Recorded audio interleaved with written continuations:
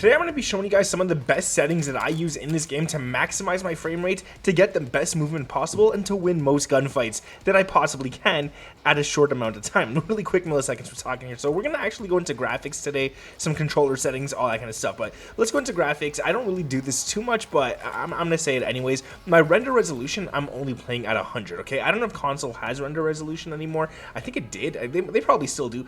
I don't care about this being too high. I play with this at 100, and the reason for that is because it still looks nice. It's not impacting the visuals too much, but I'm getting a much faster FPS than if I was to put this up at like 120 or 130, which some people actually recommend doing. I don't recommend doing that, right? Now, I'm gonna have this disabled, but I do have it on. But when I record, I do have this turned off. But when it's on, the frame rates, I got an AMD card, so I mean, if you don't have one, it's probably not gonna work for you, but it works nicely for me. It gives me a lot of extra frames and stuff. It's just really good. Texture resolution, low. Pretty much everything else is gonna be low or normal. I don't really play too high unless it's like something that doesn't really take away frame rate or anything, but I don't really care about the game looking beautiful. I care, I should say, more about frame rate, because that's what helps you out a lot. Now, field of view, it doesn't really make too much of a difference. You can play at 120, you can play at 80. Everybody's completely different. I play at 105. I like it here. It's nice, it's solid. And then the ADS field of view, I do play on independent, so it could bring in the people bigger on my screen. The further I look, the farther I am in a gunfight. Let's say I'm at a gunfight that's 100 meters out,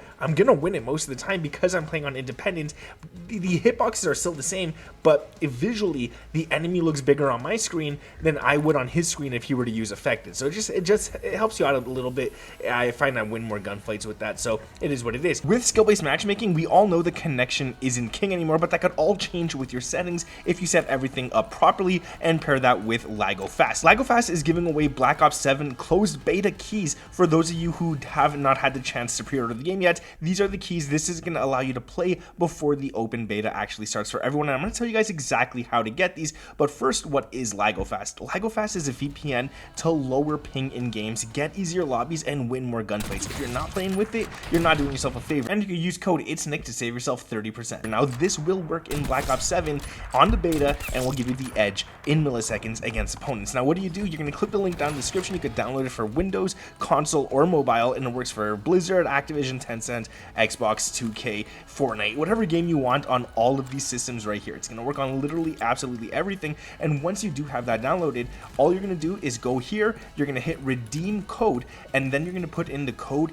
NickBO7, and this is going to give you guys a free key to play on Black Ops 7 closed beta. Now, these are limited. There's a limited amount, so make sure you go ahead and try to beat everyone else to it so that you could get them as fast as possible as well. You could also go ahead and purchase a plan here, do whatever you guys want, get some easy lobbies, set up whatever server you want, or if you want a faster FPS in your game, if you want to do it for console, if you want to do it for PC, they literally support so many different things right here, guys. You could absolutely get a faster FPS, faster millisecond lobbies in everything you want. So make sure to click the link down in my description and use code NickBO7, and I got you guys covered with a free closed beta key. World motion blur off, weapon motion blur off. We don't need any of those right there, and that's gonna be basically it for this page. There's not much else to talk about, but yeah, let's get into the interface. The interface has some things that could help you guys out a lot as well. So readability.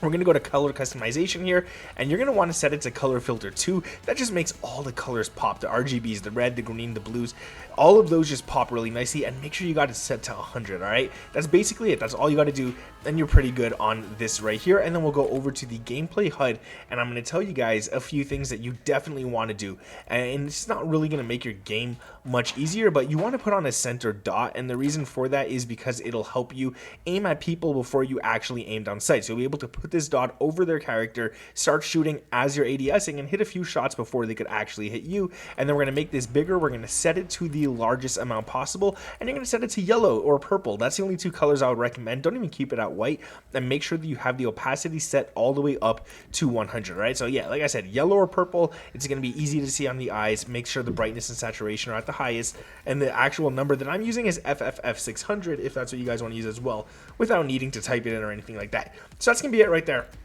as well. And now we're going to go over to the controller tab, and hopefully this helps you guys out a lot. But I am going to say, like, this sensitivity right here, don't copy it, all right? I play at a 180 for horizontal and a 185 for vertical.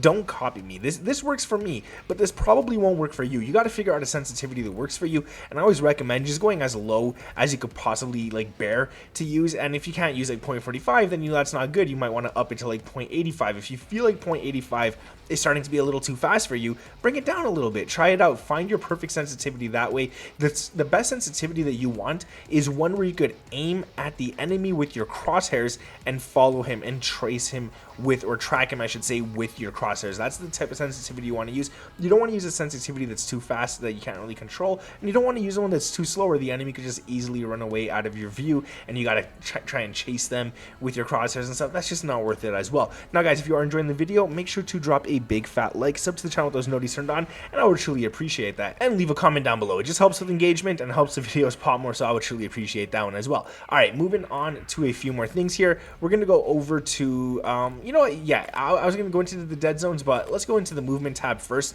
If you're playing on a controller like myself, I'm going to say this a lot, you want to put tactical sprint on, okay? I have a default PlayStation 5 controller. I have no back paddles, nothing like that, and this just really helps out a lot because now you could get crazy fast movement without needing to remove your thumbs from the joysticks. I always tell people this, you do not want to be taking your thumbs off those joysticks in the middle of a gunfight or as you're running around, because let's say I take my right thumb off the right stick, then that just means I can't aim at the enemy. Or if I take my left thumb off the left stick, well, now I can't move forward, I can't move sideways, I can't move backwards. So anytime you can set it to tactical sprint assist, do that. And the reason you want to do this is because now you do not have to do anything to sprint, you just automatically do it, so that now when you need to use L3, when you need to press on that joystick, on the left joystick, you could use it for something other than sprinting. And what do I use it for? Well, we'll go to the button layout here, and I use it basically so that I could change stance, slide, and dive. And this right here lets me drop shots, it allows me to do anything and all that kind of stuff, and it's really good. I don't need to use this button for sprinting.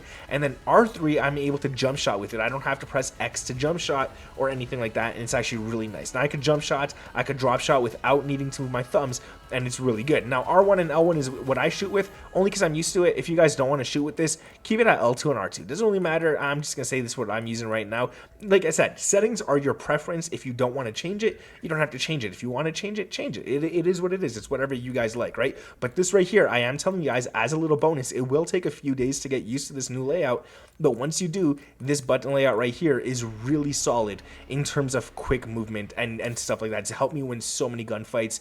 I don't have back paddles and stuff, so it has helped me out a lot.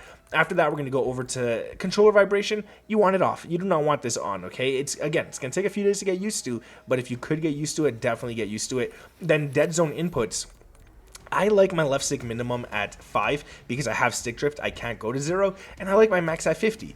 I don't like putting it too high or anything. There's no point in putting it too high. It's not the right stick where every little movement counts. You need to have it set to 100 because you need all of that movement for aiming and stuff. It doesn't matter. This is the left stick. People are going to say, oh, 50, that's way too low. Why are you playing it? Guys, it's the left stick. It doesn't matter, all right? If you want it lower, you can put it lower. It's just whatever. This is all about moving, left, right, all that kind of stuff. Don't worry about it. Then right stick minimum, I play at 8.